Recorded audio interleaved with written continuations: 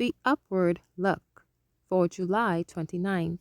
The reading is entitled, Eating the Leaves of the Tree of Life.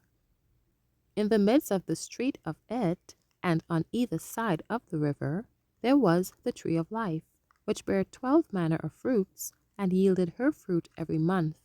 And the leaves of the tree were for the healing of the nations. Revelation 22, verse 2. Must we wait until we are translated before we eat of the leaves of the tree of life? He who receives into his heart the words of Christ knows what it means to eat the leaves of the tree of life.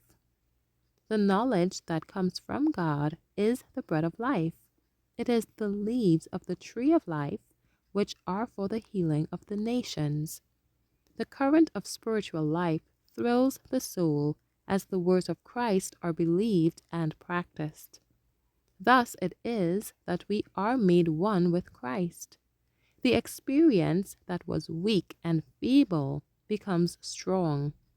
It is eternal life to us if we hold the beginning of our confidence firm unto the end. All truth is to be received as the life of Jesus. Truth cleanses us from all impurity and prepares the soul for Christ's presence. Christ is formed within the hope of glory. It is essential that those who pledge themselves to keep God's commandments have an intelligent knowledge of the Scriptures. Thus we learn to deny self and to be strictly honest with God in using His goods. It was in order that we might understand the divine will that God gave us the Bible. We cannot obey His commandments until we know what these commandments are.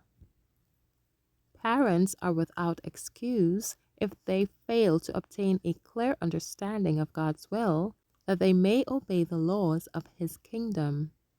Only thus can they lead their children to heaven.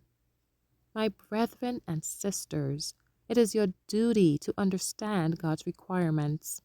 How can you educate your children in the things of God unless you first know yourselves what is right and what is wrong, unless you realize that obedience means eternal life and disobedience eternal death? We must make it our life work to understand the will of God. Only as we do this can we train our children aright. Your every word and action is to be in accordance with the will of God, irrespective of the opinions and practices of those who refuse to obey God. The law of the Lord is perfect, converting the soul. Psalm 19:7.